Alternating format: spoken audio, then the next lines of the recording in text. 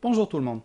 Aujourd'hui, on va parler du style classique viennois, une des grandes périodes de ce qui constitue le genre général de la musique classique, qu'on peut généralement subdiviser dans quatre périodes principales: le baroque, le style classique à proprement parler, le romantisme et le modernisme. Le modernisme couvre plutôt le 20e siècle, le romantisme le 19e. Le baroque, c'est le 17e puis la première moitié du 18e.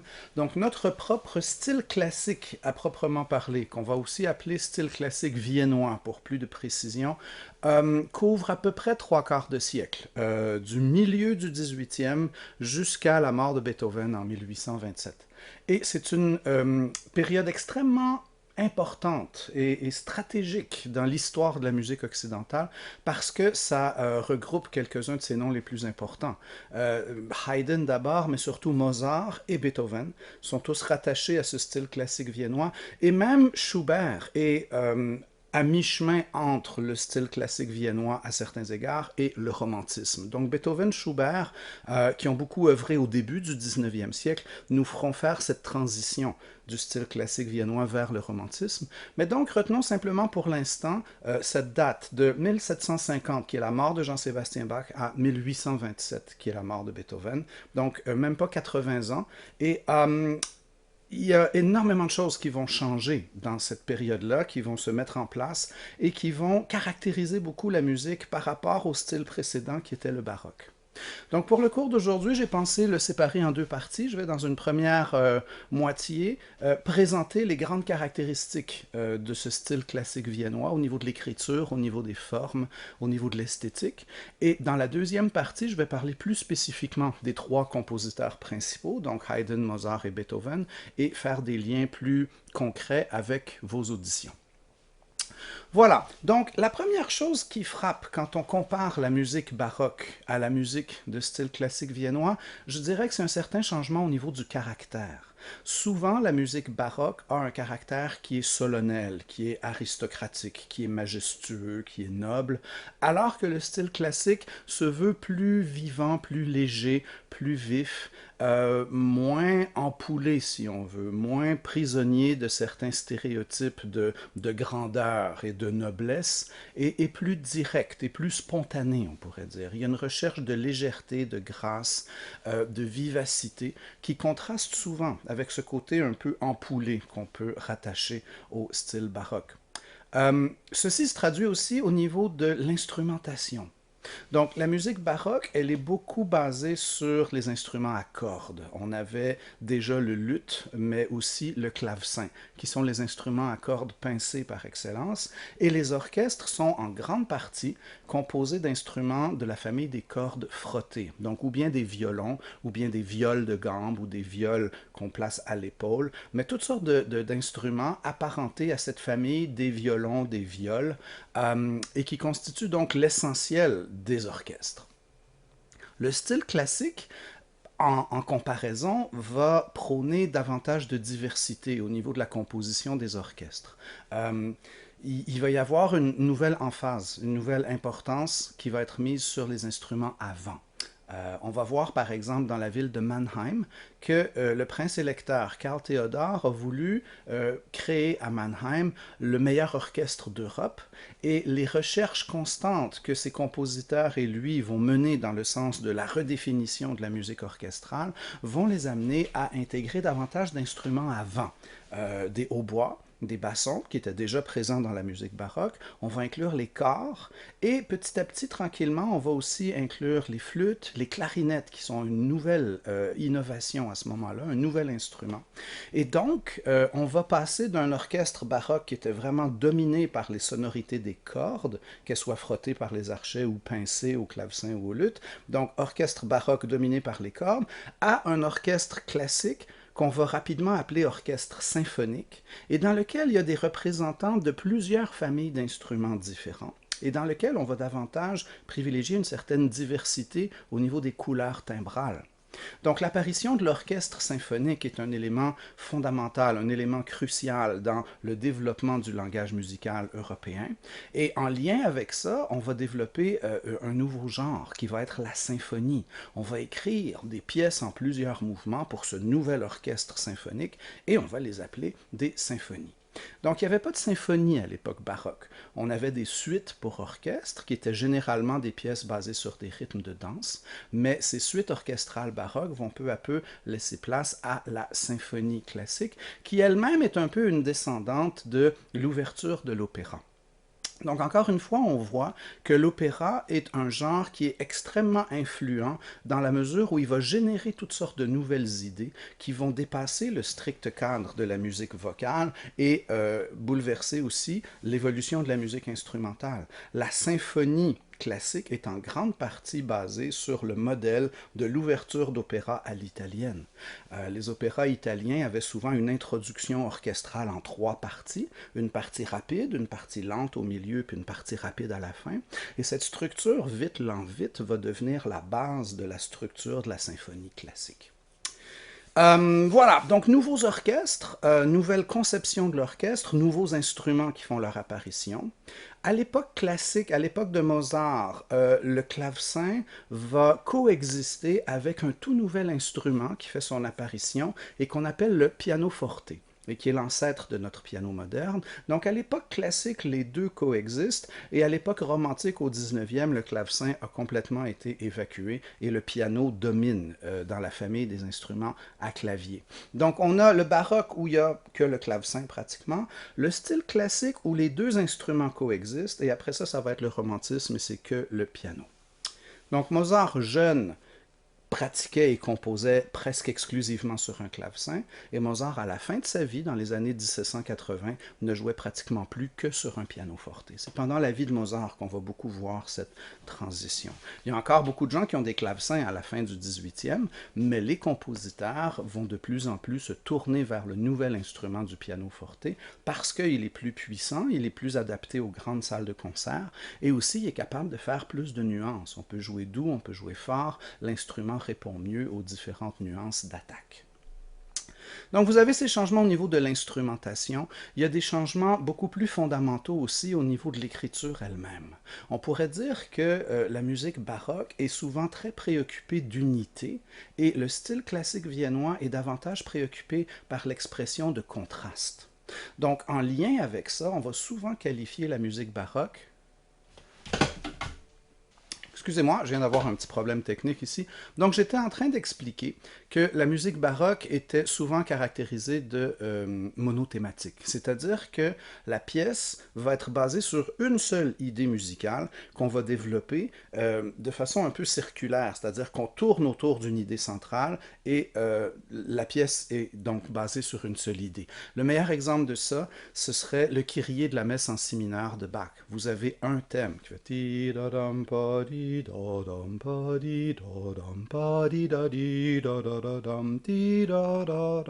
et une autre voix entre avec ce thème-là et l'échange à une autre voix, et ainsi de suite. Vous avez cet immense kaléidoscope musical dans lequel plein de voix et d'instruments s'échangent ce thème-là qui se superpose à lui-même à l'infini.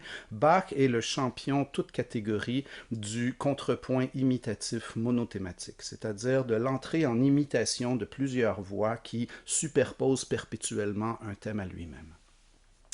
À l'inverse, le style classique va nous proposer des pièces qui sont bithématiques, c'est-à-dire qu'il y a au moins deux idées, deux mélodies principales qui vont alterner. Et souvent, on a même des mélodies secondaires qui vont nous permettre de passer de une à l'autre. Entre notre premier et notre deuxième thème, on pourrait avoir un thème de transition. Et après le deuxième thème, on pourra avoir des thèmes de fermeture. Donc on peut le voir comme si la musique baroque est souvent un portrait qui ne représente qu'un seul personnage, alors que la musique classique est un portrait de famille dans lequel il y a même des personnages principaux puis des personnages secondaires en arrière. Donc on a plusieurs thèmes différents.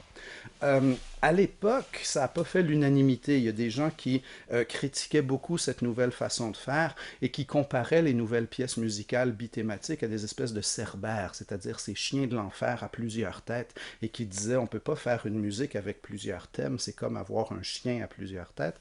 Mais on s'est rapidement habitué à ça parce que on avait peut-être l'impression d'avoir un petit peu fait le tour du jardin des possibilités de la musique monothématique, surtout avec Jean-Sébastien Bach, qui a tellement brillé dans ce genre-là. Bach et Handel, l'apogée du baroque, c'est les plus grands maîtres du monothématisme. On sentait qu'on était dû pour autre chose. Et justement, peut-être l'idée principale, c'est de se rappeler que la musique baroque était beaucoup préoccupée par l'unité de la pièce et que, rendu au milieu du 18e siècle, on est davantage intéressé par la recherche de l'expression des contrastes. Et donc ces contrastes-là vont beaucoup se manifester par l'apparition d'un deuxième thème qui va contraster par rapport au premier de toutes sortes de façons. Un deuxième thème dans la pièce qui pourrait être lié ou chantant alors que le premier était détaché et rythmique. Un deuxième thème qui pourrait être dans une autre tonalité. Si notre premier thème était en do majeur, notre deuxième thème va être en sol majeur. Vous allez voir ça dans la sonate en do majeur de Mozart. Il y a un premier thème en do majeur et un deuxième en sol. Je vais insérer ici une petite démonstration. Bonjour, je prends quelques petites minutes pour vous expliquer certaines particularités en lien avec la forme allegro de sonate. C'est une forme typiquement classique dans laquelle on va retrouver des thèmes différents. Non seulement des thèmes différents, mais des thèmes de tonalités différentes. Dans le cas de la sonate en do majeur de Mozart, on a bien sûr un premier thème en do majeur.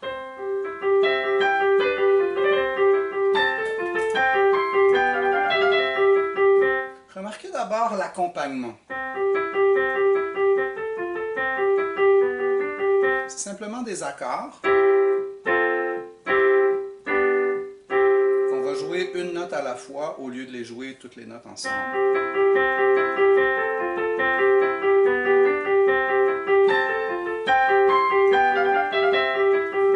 Donc, à l'époque baroque, on aurait plutôt écrit autre chose. Quand Jean-Sébastien Bach écrit une pièce en do majeur, vous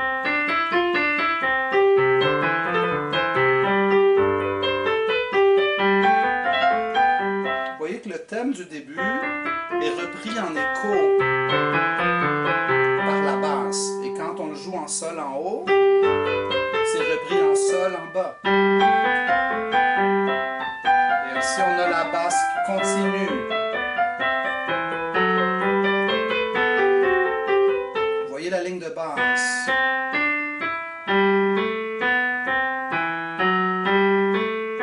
Ça, c'est très baroque. L'écriture à deux voix, la basse continue et l'imitation entre la voix du haut et la voix du bas. Mozart écrit d'une façon complètement différente. La main gauche ne cherche jamais à imiter ce que la main droite vient de faire. La main gauche est là pour accompagner, pour soutenir. Alors, on a après 1, 2, 3, 4, 5, 6, 7, 8, 9, 10, 11, 12 mesures de premier thème, une première cadence, et on a une petite transition, et on arrive à...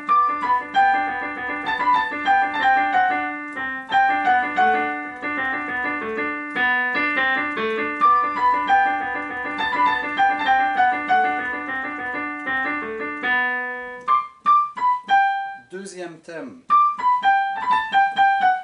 Et ce deuxième thème n'est plus dans la même tonalité que le premier. Mon premier thème était en do majeur, donc uniquement les notes blanches.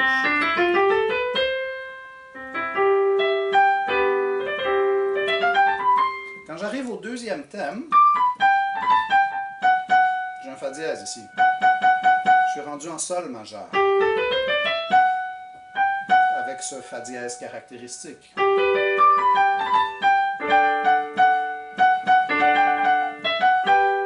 Mon premier thème était basé sur 3 notes qui montent.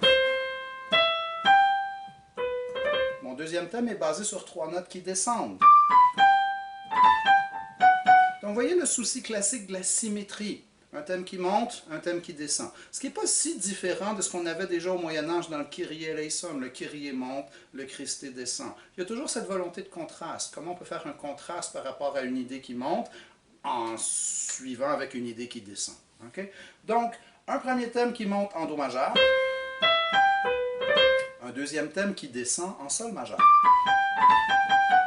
Et on va avoir à la fin de tout ça ce qu'on appelle un thème de fermeture. C'est un petit thème de rien qui vient nous dire que la section est finie.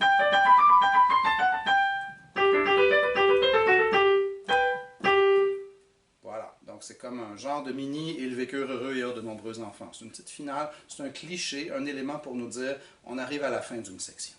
Et après ça, commence le développement. On va répéter les arpèges du thème de fermeture, mais cette fois, on est en mineur. On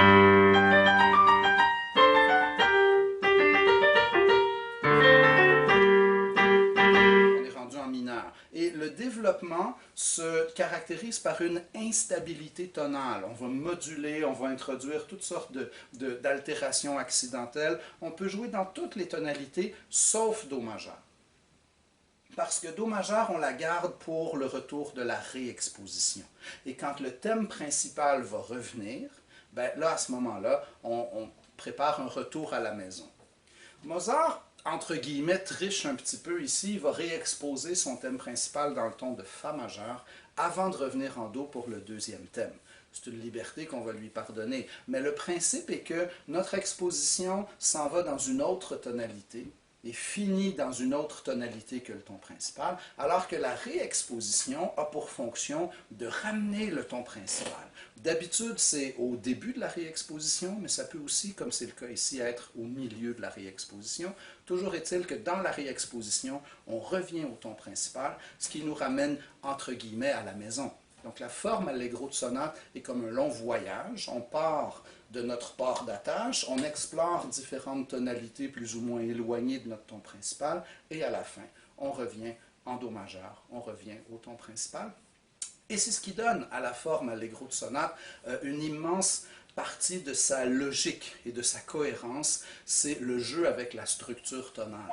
Donc la musique devient non seulement un jeu avec les mélodies, puis avec les rythmes, puis avec les harmonies, mais également avec les tonalités et l'agencement des tonalités. Je vais aller répondre au téléphone. Merci. Bye bye.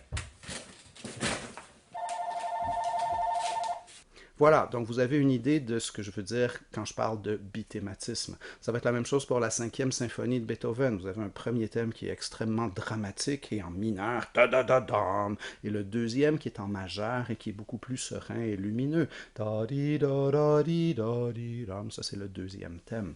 Donc, vous voyez, les pièces de style classique viennois vont baser la problématique musicale non pas sur l'exploration systématique d'une seule idée mélodique, mais plutôt sur les rapports de deux idées mélodiques contrastantes. Et ça nous donne une musique qui est beaucoup plus dynamique parce que justement, au lieu de tourner constamment autour d'une seule chose, on est continuellement en progression d'une idée vers une autre, en transition. Et donc, ça permet d'explorer des caractères et des tonalités beaucoup plus variées. Et c'est la raison pour laquelle, en général, les œuvres classiques vont compter moins de mouvements que les œuvres baroques, mais les mouvements vont être plus longs. Pourquoi ils sont plus longs? Parce qu'ils sont plus développés. Pourquoi ils sont plus développés? Parce qu'ils sont basés sur davantage de matières premières. Typiquement, une suite baroque va compter 5, 6, 7, 8 mouvements et ces mouvements-là sont relativement courts. Ils sont basés sur des petites danses baroques et c'est des formes binaires. Donc, on a une partie, une autre partie, puis c'est tout. Alors que les œuvres classiques en plusieurs mouvements vont avoir 3 ou 4 mouvements généralement, mais ces mouvements-là sont beaucoup plus complexes et beaucoup plus développés parce que justement, ils sont basés sur l'opposition et la complémentarité de deux thèmes différents. Cette idée de forme binaire versus forme ternaire permet justement de bien refléter le caractère bithématique du style classique. Vous avez un bon exemple avec la gavotte de Corelli de ce que c'est qu'une forme binaire avec reprise. On a une première idée qui est répétée telle quelle, et ensuite on a une espèce de variation de cette idée-là et on répète la variation. Donc on a A', A', A', et ça c'est l'essentiel d'une forme binaire avec reprise. À l'époque baroque, lorsqu'on faisait la reprise, souvent les interprètes se permettaient certaines libertés. Ils allaient rajouter de l'ornementation, rajouter des trilles, rajouter des machins. Ils allaient un petit peu aménager la mélodie à leur propre capacité instrumentale. D'où l'idée justement de la reprise. Ça permettait de faire une espèce de variation sur l'idée écrite du compositeur. Aujourd'hui, on n'improvise plus vraiment, on ne se permet pas de rajouter ou de changer des choses. Les musiciens classiques travaillent beaucoup dans cette mentalité du respect de la pensée du compositeur. Donc peut-être ce qu'on va faire si on fait la reprise, c'est qu'on va jouer la première fois un peu plus fort, puis la deuxième fois un peu plus doux, pour qu'il y ait quand même un certain contraste au niveau de la deuxième exposition d'une même idée. Mais on ne va pas changer la partition et on ne va pas se permettre autant de liberté qu'on le faisait à l'époque, ça c'est clair. Forme ternaire, il y a toutes sortes de formes ternaires. Dès qu'on pense, par exemple, notre Kyrie grégorien, c'était une forme ternaire. ABA, c'est une forme ternaire, c'est une forme en 3 parties. Donc ces formes ternaires vont souvent servir justement le ABA dans les mouvements lents des sonates, des concertos, des symphonies. Si vous écoutez par exemple le mouvement lent du concerto de Mozart qui est dans vos écoutes, c'est une forme ABA avec une petite coda à la fin. Je mettrai les minutages, comme ça vous pourrez voir exactement dans l'audition à quel moment on passe d'une section à l'autre, mais on voit qu'il s'agit d'une grande forme ABA, donc une grande forme en 3 sections. De la même façon, les mouvements rapides vont souvent obéir à une forme qu'on appelle parfois la forme sonate et que moi je préfère appeler la forme allegro de sonate. Parce que forme sonate c'est un peu vague, la sonate en elle-même est une œuvre en plusieurs mouvements, alors que si on dit forme allegro de sonate, on sait qu'on fait référence à un mouvement rapide de la sonate qui est généralement au début et qui va être organisé d'une façon très particulière. Cette forme allegro de sonate, vous allez la trouver dans votre quatuor à cordes de Haydn, dans la sonate en do majeur de Mozart et dans la symphonie en do mineur de Beethoven. Donc même si c'est des œuvres qui sont très différentes au niveau du caractère, au niveau de la tonalité et même au niveau de l'instrumentation, parce que dans le cas du Haydn c'est de la musique de chambre, c'est un quatuor, dans le cas de Mozart c'est une musique pour piano solo et dans le cas de Beethoven c'est une musique pour tout un orchestre symphonique, la forme est essentiellement la même et c'est la forme classique par excellence, on l'appelle allegro de sonate et ça consiste à subdiviser le mouvement en 3 sections.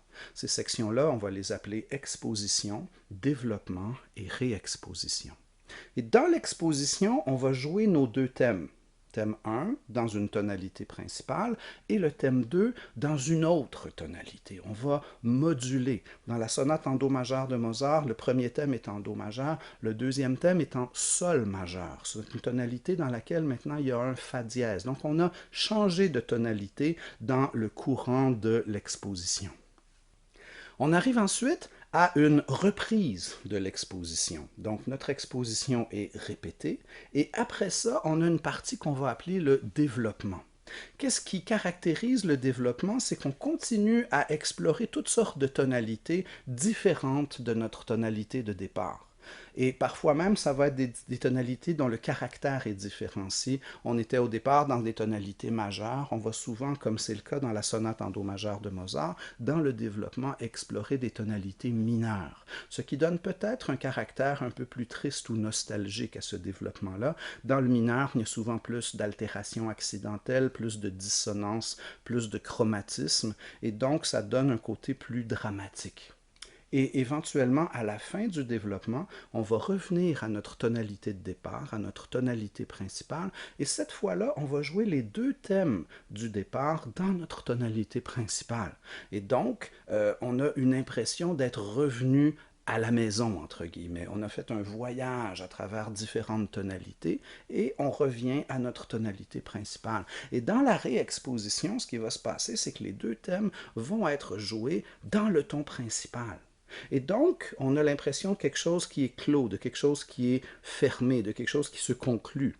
Parce que Au départ, dans l'exposition, les deux thèmes étaient dans deux tonalités différentes, ce qui crée une sorte de tension, si on veut, ce qui crée une incompatibilité formelle. Il y a une tension entre deux thèmes dans deux tons différents, et quand l'exposition s'est finie, on n'était plus dans le ton de départ. Donc la pièce ne pouvait pas finir. Il fallait qu'on revienne dans le ton principal pour être capable de clore la forme d'une façon satisfaisante. Et c'est ce qui va se passer avec la réexposition, section dans laquelle toutes les idées thématiques principales sont entendues, mais cette fois-là, on finit dans la tonalité principale et on a donc l'impression d'une immense boucle qui se referme et d'un voyage qui est clos. La forme allegro de sonate est peut-être une extraordinaire transposition sur l'ensemble du mouvement du principe de tension-détente. Le principe de tension-détente est vieux comme la polyphonie elle-même. Ça consiste à avoir un intervalle dissonant qui va aller se résoudre sur un intervalle consonant. Mais ici, on prend ce concept de tension-détente et on le transpose sur l'ensemble du mouvement parce qu'au début du mouvement, on a deux thèmes dans deux tonalités différentes, ce qui crée une sorte de tension formelle. Et à la fin du mouvement, les deux thèmes vont être réentendus dans la même tonalité. Pour simplifier à l'extrême, on pourrait dire qu'au début du mouvement, nos deux thèmes ne s'entendent pas et à la fin du mouvement, ils se sont réconciliés.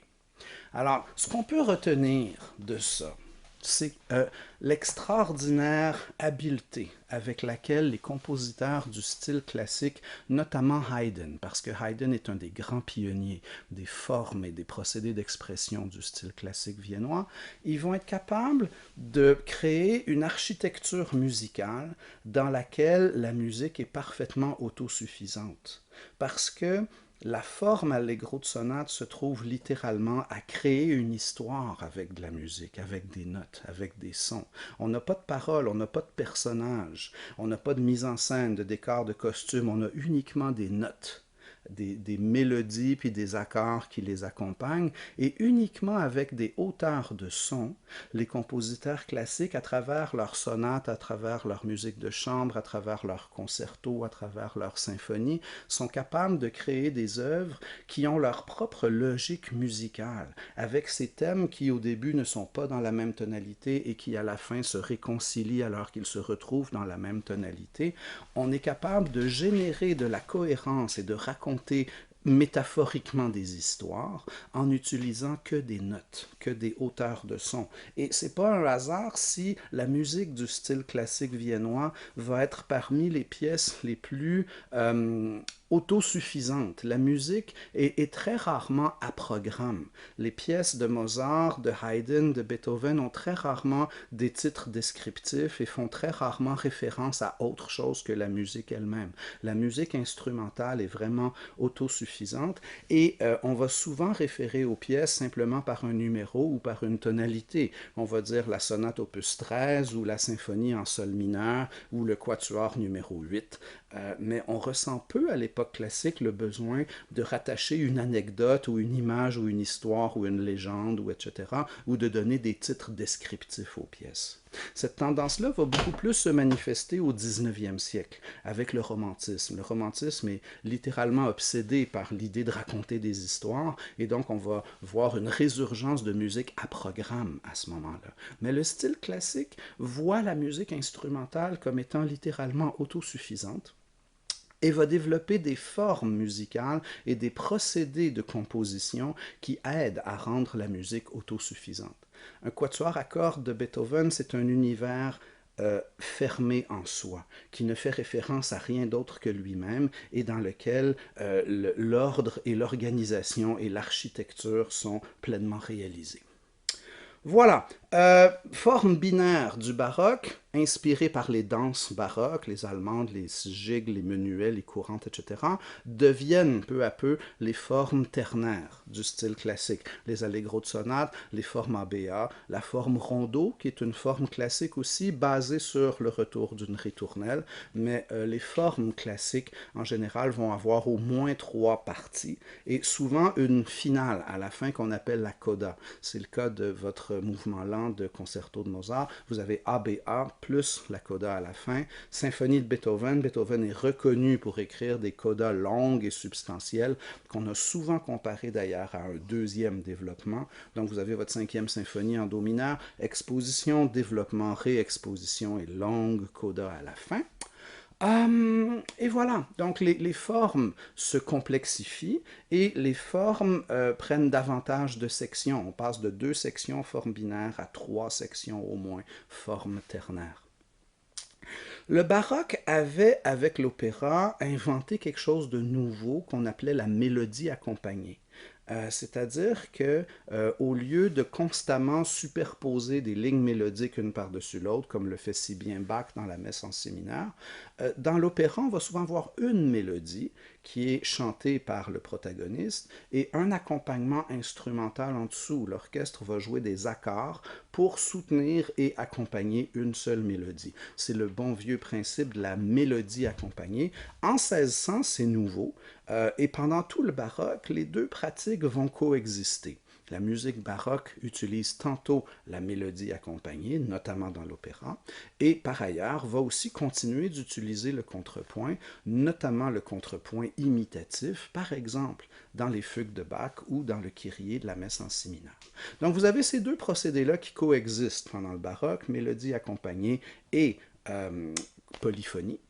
Et à l'époque classique, on va assister à un déclin de la polyphonie au profit de la mélodie accompagnée. Le style classique viennois est beaucoup basé sur cette idée de la mise en évidence d'une ligne mélodique, qui est aussi expressive et aussi riche et aussi complète en elle-même que possible, et on va beaucoup valoriser des accompagnements très légers, très subtils, des accompagnements qui se laissent facilement oublier, et dont le rôle n'est finalement que de mettre davantage en évidence cette mélodie-là, un peu comme un cadre autour d'un tableau. C'est simplement pour rehausser l'ensemble, mais l'accompagnement cherche à être aussi discret que possible. Parce que, évidemment, le style classique viennois, comme n'importe quel style qui aspire à une forme de classicisme, va mettre de l'avant nos 4 grands idéaux classiques, la clarté, l'équilibre, la symétrie, l'économie des moyens. Et le fait de mettre en évidence la ligne mélodique et de simplifier les accompagnements à l'extrême reflète déjà en soi 2 de ces 4 préoccupations-là, entre autres la clarté, parce que c'est plus clair s'il n'y a que la mélodie qui est en évidence, puis tout le reste qui est en retrait, et l'économie des moyens, parce que justement, on réussit à créer quelque chose d'aussi riche et d'aussi expressif, mais avec moins de notes, parce qu'on enlève dans l'accompagnement toutes les notes qui ne sont pas indispensables. Donc, on arrive à cette économie des moyens qui est très classique et qui est très efficace aussi, parce que à travers cette philosophie-là de l'économie des moyens, les musiciens de cool jazz dans les années 50 et 60 disaient souvent « less is more ». Et ce qu'ils veulent dire par là, c'est que quand on joue moins de notes, les notes qui restent ont plus d'impact. Si vous vous intéressez à la musique du trompettiste Miles Davis, c'est un des plus grands exposants de l'histoire de cette philosophie du less is more. Souvent, Miles Davis jouait 3 notes, puis écoutait sa section rythmique pendant 3-4 mesures, puis il rajoutait 2 notes, puis il arrêtait. Et il y a énormément d'espace dans les solos de Miles Davis, de silence, et on retrouve un petit peu, dans un style très différent, dans un autre siècle, dans un autre univers esthétique, ce souci-là chez Mozart d'exprimer le plus de choses possibles avec le moins de notes possible. Écoutez le mouvement lent du concerto de piano et vous allez voir à quel point Mozart exprime énormément de choses avec très très peu de moyens musicaux, avec très peu de notes. Voilà, donc mélodie accompagnée coexiste avec la polyphonie à l'époque baroque. Le style classique viennois met toute l'importance sur la ligne mélodique en simplifiant les accompagnements à l'extrême.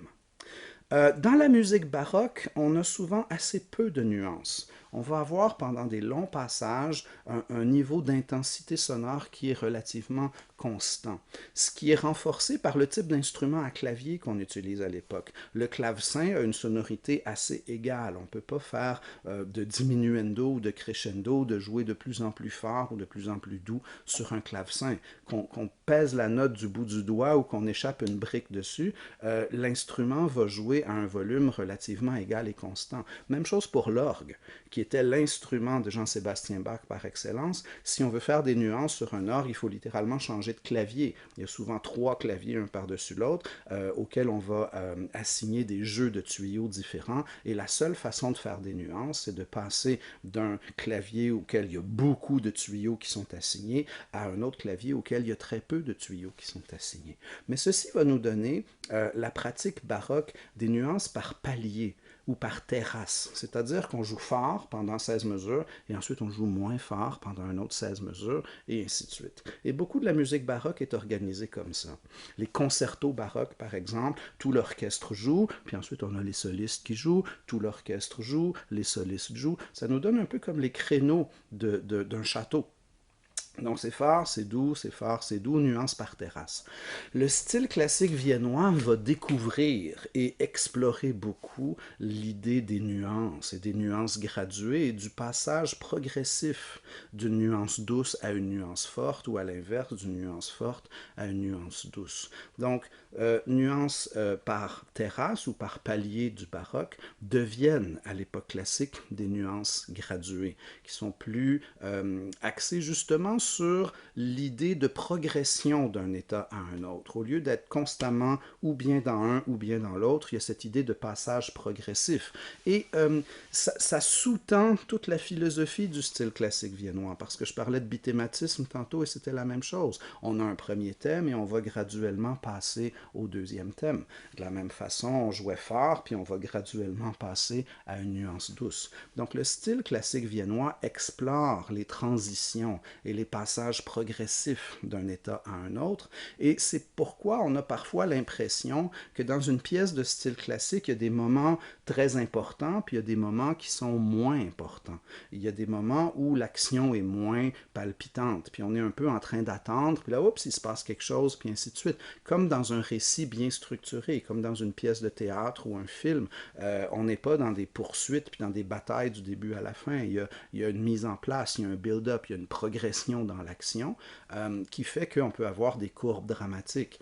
Dans le style classique viennois, on a cette impression-là qu'on a un premier thème qui est important, puis là, oups, on passe par une transition qui éventuellement va nous mener à un thème plus important. Mais il y a comme des degrés relatifs d'importance des thèmes dans l'histoire, et on a carrément des longs passages dans le style classique viennois où on est dans des thèmes de fermeture ou des espèces de postludes ou des épilogues ou des trucs qui sont moins dramatiquement stimulants, mais qui contribuent à leur façon à créer une structure narrative qui est intéressante. Dans la musique baroque, dans le Kyrie de la messe en si mineur de Bach, on est toujours en train d'entendre le thème principal. Donc tout est toujours important. Il n'y a pas cette alternance entre des moments plus forts puis des moments plus reposants dans l'action ou dans le déroulement de la forme musicale.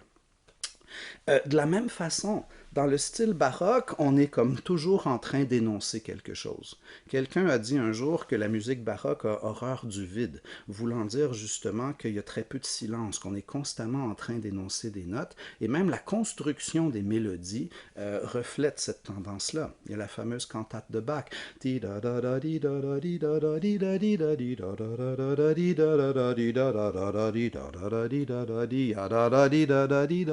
Quand je suis arrivé à la fin de ma phrase, ça a attaché avec le début de la reprise de la phrase. Donc, il n'y a pas de place pour respirer. Vous avez vraiment cette idée de mouvement perpétuel dans le déroulement des thèmes baroques, alors que les phrases classiques sont ponctuées de silence. Vous avez ta da di da da da dam, ti da bim pam tam.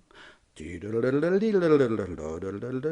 eu 2 zones vraiment distinctes avant de commencer mes longues gammes. 1, 2, 3, 4, 5, 6. 1, 2, 3, 4, 5, 6. On a 2 motifs de 6 notes chacun. Le deuxième étant apparenté au premier, parce que c'est le même rythme. Ta, ta, ti, ta, yam. Ti, ta, yam. Donc c'est le même rythme, mais sur des notes différentes. Et ensuite, on passe à autre chose, au trait de gamme. Etc. Donc vous voyez, dans la construction d'un thème chez Mozart, les silences tiennent lieu de ponctuation dans le français. On a des articulations dans le discours, on a des notes plus longues, on a des silences qui viennent nous aider à comprendre la structure du thème, alors qu'un thème baroque est très souvent constitué d'un déroulement ininterrompu de notes qui crée une espèce de mouvement perpétuel. Donc, l'esthétique est très différente en termes d'utilisation des valeurs de notes. Généralement, dans un thème baroque, il y a très peu de silence et on a plusieurs notes de valeur égale. Par exemple, 16 mesures de double croche continue. On va souvent trouver ça chez Bach, alors que dans les thèmes classiques, il y a beaucoup plus de silence et il y a plus de variété au niveau des valeurs de notes. On peut avoir des noirs et des croches et des doubles croches et des blanches et des triolets dans un même thème, chez Haydn ou chez Mozart par exemple, alors que les compositeurs baroques travaillaient avec une variété plus réduite de valeurs rythmiques. Donc, pour résumer tout ça, on pourrait dire que l'écriture baroque, elle est dense, elle est complexe, elle est polyphonique. On a plusieurs voix empilées une par-dessus l'autre qui donnent à l'ensemble de la musique un caractère solennel, imposant, majestueux, souvent dramatique, etc. Et le déroulement de la pièce est, une fois entamé, relativement simple, parce que l'écriture est complexe, mais la forme est simple. Elle n'est pas très compliquée, la forme du Kyrie de la messe en si mineur de Bach. Il y a un thème qui se superpose à lui-même, et encore, et encore, et encore, et encore, et encore, et encore, et encore, et encore, et encore, puis à un moment donné, ça finit. Okay? Donc, c'est monothématique. Il n'y a pas de section contrastante, il n'y a pas de deuxième thème, il n'y a pas de grande articulation dans la forme. L'écriture est très complexe, mais la forme est relativement simple. Comparez ça à la sonate en do majeur de Mozart, puis c'est l'inverse. L'écriture est simple. Il y a une mélodie qui est mise en évidence. La mélodie est très simple, elle est très chantante. Presque tout le monde est capable de chanter ce thème-là. L'accompagnement est très très léger, il est réduit à sa plus simple expression, c'est des petits arpèges brisés pour nous donner les accords. Donc, l'écriture en soi est très simple. C'est une mélodie accompagnée dont l'accompagnement est le plus simplifié possible, mais la forme est complexe parce qu'après un premier thème en do majeur, on va avoir un deuxième thème en sol majeur, puis des thèmes de fermeture, puis ça nous donne l'exposition, puis on va répéter l'exposition, puis on arrive dans le développement où ça va moduler dans des tonalités mineures, et finalement on va avoir une réexposition qui, elle, va finir dans le ton principal. Donc la forme est très complexe, même si les idées individuelles ont de l'air très simples. Et je pense que c'est la meilleure façon de résumer la différence entre le style baroque et le style classique viennois. On pourrait dire du style baroque qu'il prône une écriture complexe et des formes relativement simples, alors que le style classique viennois, au contraire, prône une écriture relativement simple dans des formes beaucoup plus complexes. J'espère que ça vous aide à démêler ces principaux éléments-là et je vais, dans quelques minutes, filmer la deuxième moitié de ce cours. À tout de suite. Rebonjour. Donc pour la deuxième partie de notre exposé, ce que je vais faire, c'est présenter rapidement les trois grands représentants du style classique viennois, résumer leur contribution à l'évolution de ce style-là et présenter aussi surtout les auditions que vous avez en lien avec ce chapitre, chapitre 5. Donc vous avez 5 auditions, une de Haydn, 3 de Mozart et une de Beethoven. Il y a quelque chose qui les rattache, c'est cette forme allegro de sonate dont je parlais tout à l'heure. Donc, dans le cas du quatuor à cordes de Haydn, vous avez cette forme allegro de sonate avec une exposition, une reprise de l'exposition, un développement et une réexposition. Je vais essayer de faire en sorte que les minutages apparaissent à l'écran. Comme ça, vous pourrez les prendre en note et essayer de voir, en écoutant la pièce, si vous pouvez identifier ces articulations-là dans la forme. Même chose pour la sonate en do majeur de Mozart. Vous avez exposition, reprise de l'exposition, développement, réexposition. À peu près pas de coda dans ce cas-ci. Par contre, chez Beethoven, 5e symphonie, do mineur, on va avoir une très longue coda assez développée. Et voilà, donc cette forme allegro de sonate avec cette structure très particulière en vertu de laquelle on a dès le départ deux thèmes dans deux tonalités différentes et souvent de caractères contrastants sont exposés dès le début du mouvement et tout le reste du mouvement va être une espèce d'extrapolation des possibilités de combinaison, d'agencement et de progression de un de ces thèmes-là vers l'autre et réciproquement. Haydn a ceci de particulier qu'il n'est pas un enfant prodige. À cet égard-là, Haydn, c'est le contraire de Mozart. Haydn est un compositeur à maturation lente.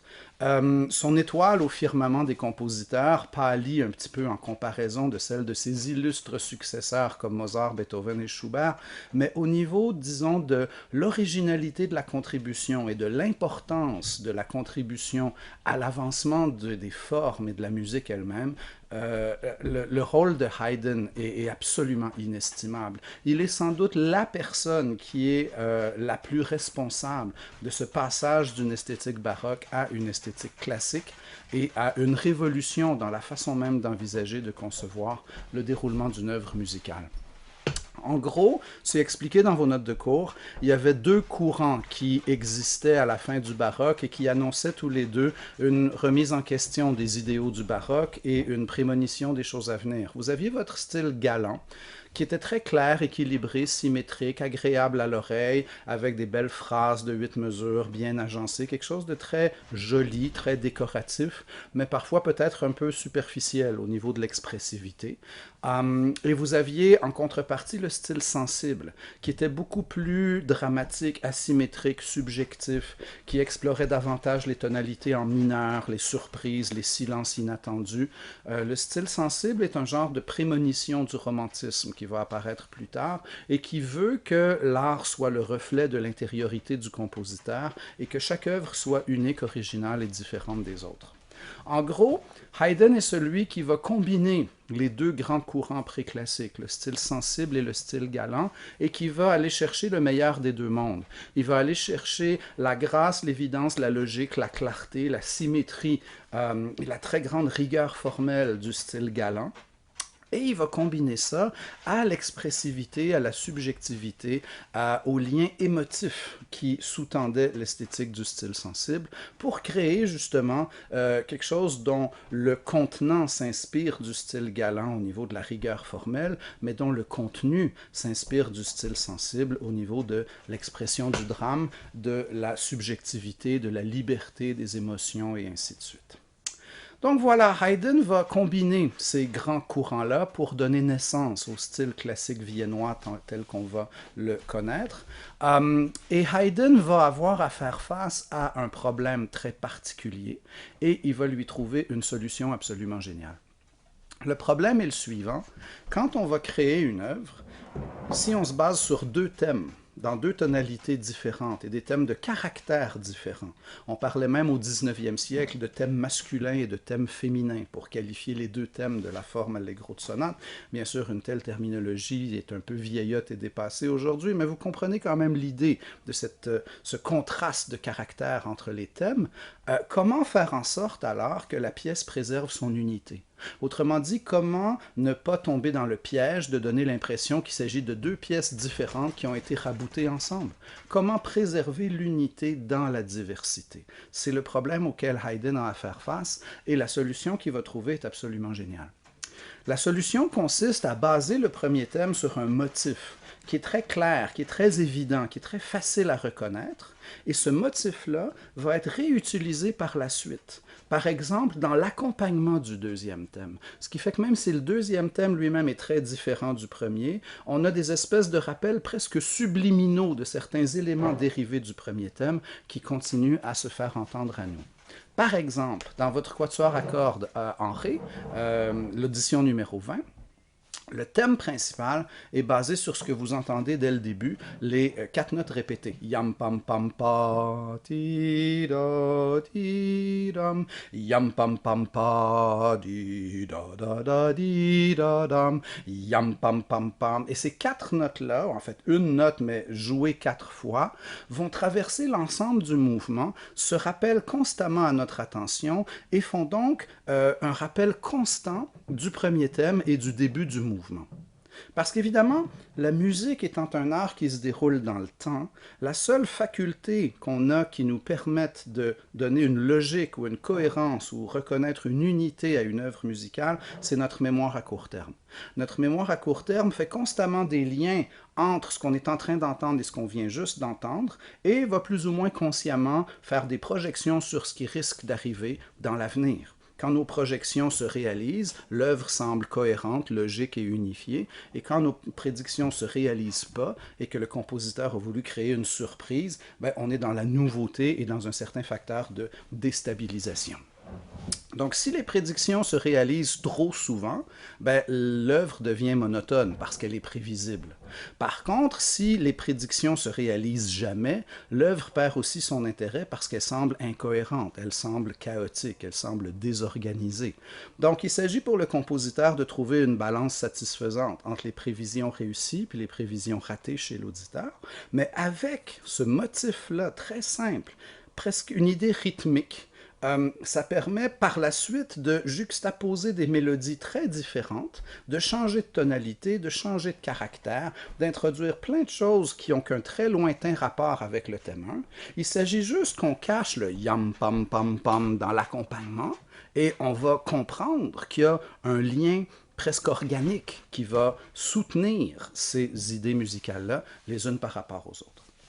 Et remarquez que le motif répété de 4 notes chez Haydn, yam pam pam pam, si on l'accélère et qu'on descend la dernière note, on n'est pas si loin de pam pam pam pam, pam pam pam pam. Donc vous voyez que cette idée de baser une pièce sur un motif rythmique de 4 notes qui inclut beaucoup de notes répétées, on le trouve d'abord chez Haydn et on va le retrouver ensuite chez Beethoven. C'est pas un hasard, Beethoven a étudié avec Haydn. Beethoven a essayé de dire et de laisser croire qu'il n'avait pas appris tant que ça de choses avec ses études de la musique de Haydn. Personnellement, j'en doute beaucoup, parce qu'il y a tellement de convergence entre les stratégies compositionnelles développées par Haydn et ce qu'on va retrouver dans l'architecture musicale de Beethoven, que j'ai l'impression que peut-être Beethoven lui-même avait tendance à sous-estimer la part de l'influence de Haydn sur la mise en place de son propre langage. Voilà, donc vous avez ce quatuor à cordes. Haydn est réputé comme étant l'inventeur du quatuor à cordes. C'est une nouvelle formation instrumentale de musique de chambre qui apparaît à l'époque classique. Dans un quatuor à cordes, on entend 2 violons. Un violon alto qui se joue également à l'épaule comme un violon normal, mais qui est plus large, dont le registre est plus grave.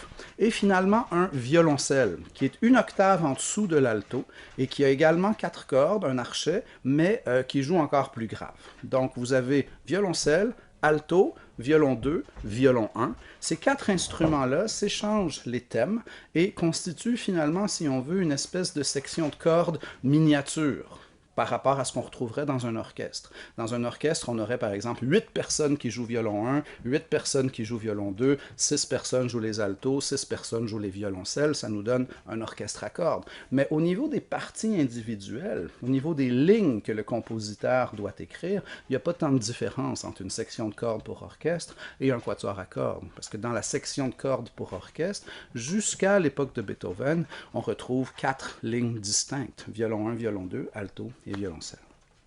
À partir de l'époque de Beethoven, les contrebasses vont jouer quelque chose d'un peu différent de ce que jouaient les violoncelles, et donc on va arriver avec une section de cordes à 5 voix indépendantes, mais avant Beethoven, c'est 4 voix, violon 1, violon 2, alto, violoncelle, c'est ce qu'on retrouve dans le quatuor à cordes. Haydn invente littéralement le quatuor à cordes, et l'idée va être reprise par Mozart et par Beethoven, qui vont tous deux composer beaucoup de quatuors à cordes, dont certains sont littéralement dédiés à Joseph Haydn, un peu en signe de respect, d'admiration et d'inspiration pour le travail extrêmement original que Haydn va effectuer avec cette formation instrumentale. Donc vous avez ce mouvement de quatuor à cordes de Haydn, dont à travers ce procédé qu'on pourrait qualifier de développement motivique. Haydn prend un motif et va le mettre dans le premier thème de son mouvement, il va le cacher dans l'accompagnement du deuxième thème et va souvent le faire réapparaître en fin de section dans les thèmes de fermeture, ce qui crée justement cette espèce d'unité dans la diversité, ce qui permet de résoudre presque la quadrature du cercle, l'espèce de paradoxe de la composition musicale, comment faire quelque chose de différent mais qui soit semblable en même temps. C'est la solution géniale que propose Haydn, l'application du développement motivique à l'intérieur de la forme allegro de sonate. Donc on peut avoir la diversité, mais on maintient quand même l'unité. Vous allez trouver, comme je le mentionnais tout à l'heure, la même forme dans la sonate en do majeur de Mozart. Exposition, répétition de l'exposition, développement et réexposition à la fin. Je vous ai mis par contre aussi un mouvement de concerto de Mozart parce que le concerto va prendre un envol spectaculaire à l'époque classique, va devenir un genre extrêmement important et il joue particulièrement chez Mozart un rôle crucial parce que Mozart va écrire 24 concertos. Il écrit plusieurs concertos et il les écrivait pour lui-même. C'était lui-même qui créait, interprétait ses concertos dans ses prestations en concert. Et donc, souvent, ils sont plus complexes, plus riches que même ses sonates. Parce que Mozart, généralement, écrivait les sonates pour ses élèves, pour la publication, pour d'autres pianistes, généralement moins bons que lui. Mais les concertos, il les écrivait pour lui. Donc, on peut vraiment mesurer l'ampleur et la profondeur de ses pensées musicales pianistiques en analysant ses concertos davantage que ses sonates. Ceci dit, il n'y a pas de grande virtuosité dans le mouvement que je vous ai mis, c'est un mouvement lent, qui est là entre autres pour illustrer certains points. Premièrement, le fait que souvent, dans les mouvements lents, on va retrouver notre forme ABA. Vous vous rappelez du Kyrie eleison, Christe eleison, Kyrie eleison, c'est une forme ternaire avec un A, une partie contrastante au milieu et on reprend le A, ou bien intégralement, ou bien une version modifiée du A revient à la fin. Si c'est modifié, on parlerait par exemple de ABA'. Mais toujours est-il que cette structure ternaire va être au cœur d'un nombre incalculable de mouvements lents, et c'est le cas donc de ce concerto de piano de Mozart. Très souvent, dans une œuvre classique en plusieurs mouvements, le mouvement lent arrive en deuxième position. Si on a 3 mouvements, ça va faire vite, lent, vite, selon, encore une fois, une structure ternaire qui est un peu ABA, qui est une structure très claire et très symétrique, donc un mouvement rapide, un mouvement lent, un mouvement rapide. Et si la pièce est en 4 mouvements, on va généralement avoir mouvement rapide, mouvement lent, mouvement à 3 temps, basé sur un menuet, qui était une danse très populaire de l'aristocratie du 18e, et on finit avec un mouvement rapide. Donc rapide, lent, mouvement à 3 temps menuet, ou des fois ça s'appelle scherzo, mais peu importe, et mouvement rapide à la fin. Généralement, votre mouvement lent arrive en deuxième position. Il y a toujours des exceptions. La fameuse sonate Clair de lune de Beethoven commence par son mouvement lent. Donc les compositeurs sont toujours libres d'aménager un peu ces conventions-là. Et d'ailleurs, la sonate Clair de lune de Beethoven déroge à ce point des règles standards de la sonate que Beethoven lui-même la qualifiait de sonata quasi fantasia, c'est-à-dire une sonate presque une fantaisie, pour illustrer justement qu'il y avait certaines tournures un peu originales et un peu personnelles dans l'organisation des idées et des mouvements de sa sonate.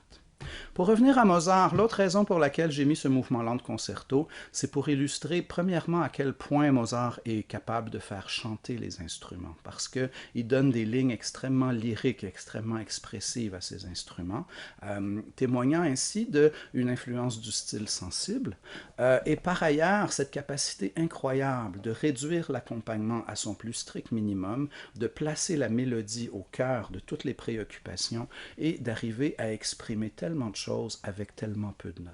Donc ce souci de l'économie des moyens chez Mozart, qui est un souci au cœur même des préoccupations du style classique, est admirablement mis en évidence dans ce mouvement lent du concerto numéro 23. Le concerto est en la majeur, le mouvement lent lui-même étant fa dièse mineur, la tonalité relative, étant une tonalité mineure, elle est presque par définition plutôt triste et nostalgique et introvertie, et Mozart démontre brillamment ce caractère nostalgique associé à la tonalité mineure. Le troisième extrait de Mozart est très différent, c'est un air de virtuosité tiré de son dernier opéra achevé qui s'appelle L'air de la Reine de la Nuit. L'opéra s'appelle La Flûte enchantée. La Flûte enchantée est un type d'opéra particulier qu'on appelle en allemand le Singspiel et qui est caractérisé par la présence de dialogues parlés. Donc c'est pratiquement comme une pièce de théâtre, les acteurs parlent entre eux et à tout moment il y a de la musique qui commence puis on se met à chanter. Donc c'est très proche de ce qu'on appellerait aujourd'hui une comédie musicale. Il y a des dialogues parlés, il y a des numéros musicaux et donc c'est chanté en allemand. Ce qui au départ même était un peu sujet à controverse. Si vous pouvez voir ce fameux film de Miloš Forman qui s'appelle Amadeus, Mozart rencontre l'empereur et il explique à l'empereur qu'il y a un projet d'opéra et que c'est en allemand. Et il y a tout de suite des grimaces un peu partout dans la cour, autour de l'empereur. Et on dit à Mozart que l'allemand, c'est pas une langue qui est appropriée pour l'opéra parce que c'est une langue très gutturale. Et donc, ça chante pas. Et que le véritable opéra doit être en italien. L'italien est de loin la langue dans laquelle il y a le plus de voyelles. Alors, évidemment, c'est sur les voyelles qu'on chante, pas sur les consonnes. Donc, il y avait une espèce de préjugé négatif contre l'utilisation de l'allemand dans l'opéra que Mozart va contribuer à combattre, entre autres avec la flûte enchantée, qui est aussi un conte de fées. Le titre lui-même laisse entendre cet aspect féerique, donc c'est une flûte magique. Et dans la flûte enchantée, il y a une espèce de renversement de situation. Les personnages dont on pensait au début qu'ils étaient gentils s'avèrent être méchants, les personnages dont on pensait au début qu'ils étaient méchants s'avèrent être gentils, et ce renversement de perception va s'effectuer notamment avec l'air de la Reine de la Nuit, dont on pensait qu'elle était gentille et dont on se rend compte finalement qu'elle est très méchante. Donc, l'air de la Reine de la Nuit est un air de virtuosité. C'était une convention, une obligation pour les compositeurs d'écrire des airs de virtuosité pour leurs interprètes, parce que à l'époque comme aujourd'hui, c'était les interprètes les stars. Personne disait, je vais aller voir le dernier opéra de Mozart, disait, je vais aller voir le dernier opéra dans lequel chante telle cantatrice, tel chanteur, etc., etc. Donc, les interprètes souvent acceptaient de chanter dans des rôles à condition qu'on leur garantisse un certain nombre de solos.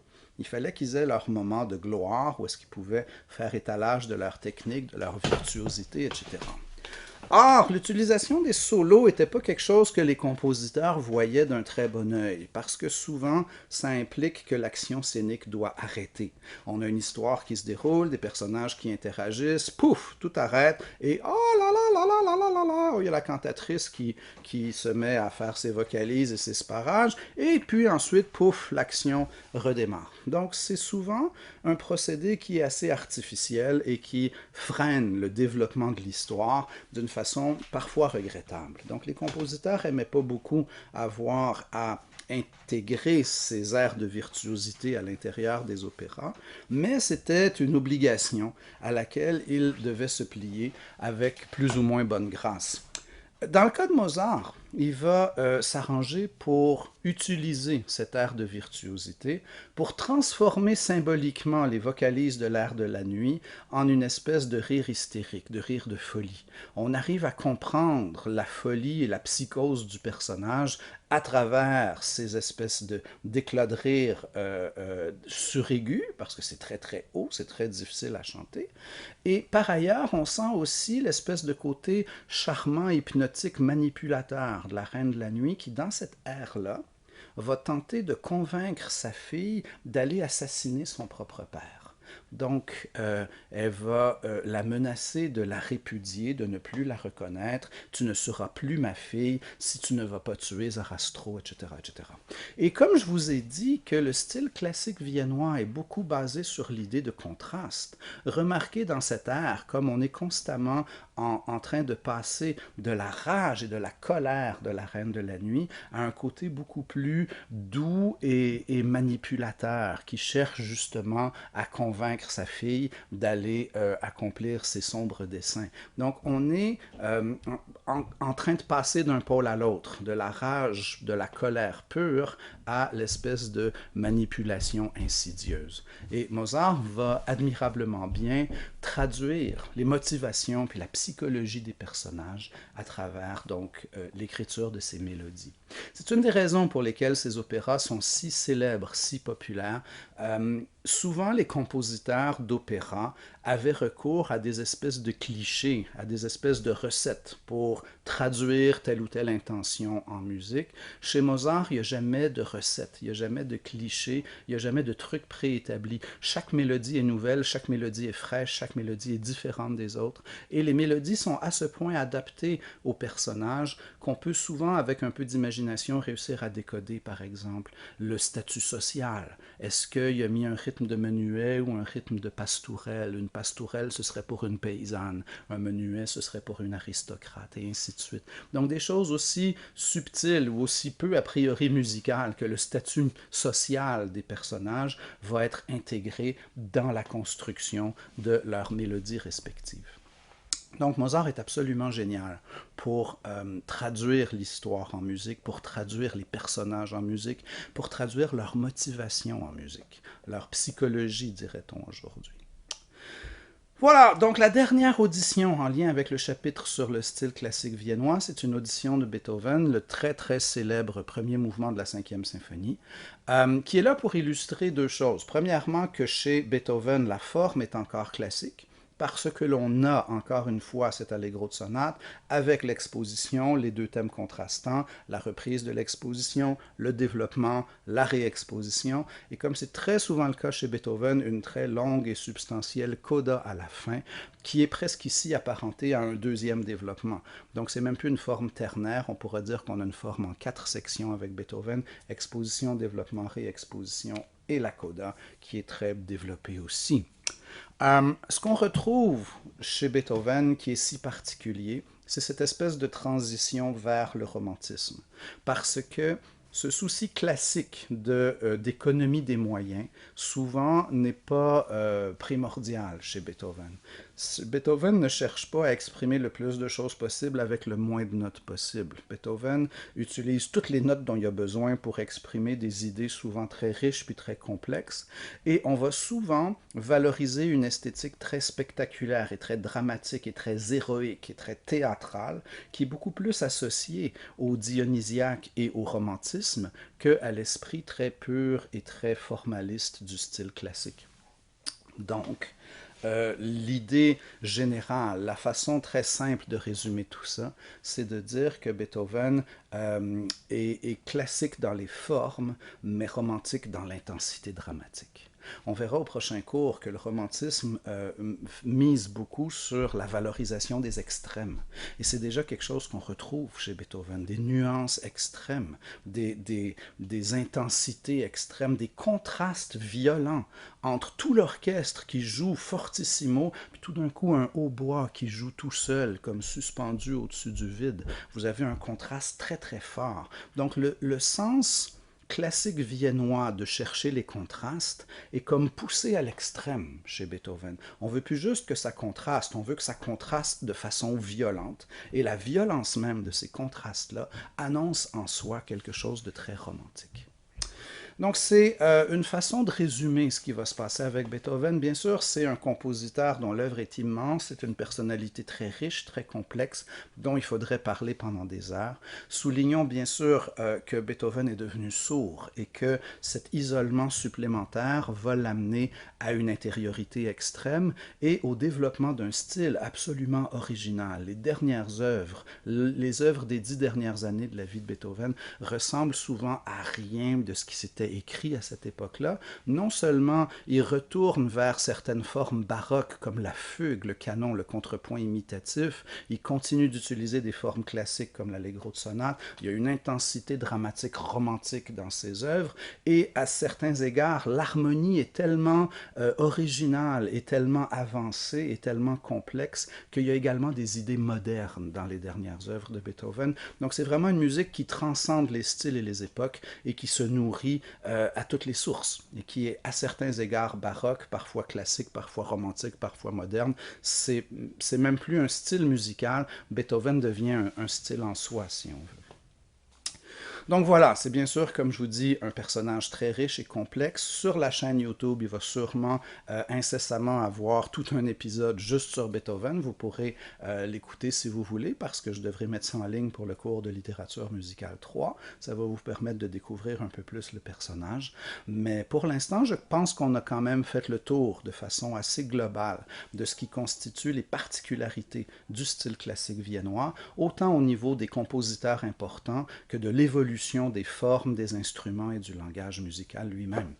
Donc, je vous souhaite une excellente écoute de tout ça, une bonne étude, et lâchez pas parce que l'examen de mi-session s'en vient quand même relativement bientôt. Donc, revisionnez ces capsules-là, prenez des notes de temps en temps pour être à l'aise quand viendra le temps de rédiger des choses intelligentes sur le style classique viennois. Arrangez-vous pour avoir des notes à portée de la main et vous en serez d'autant plus efficace.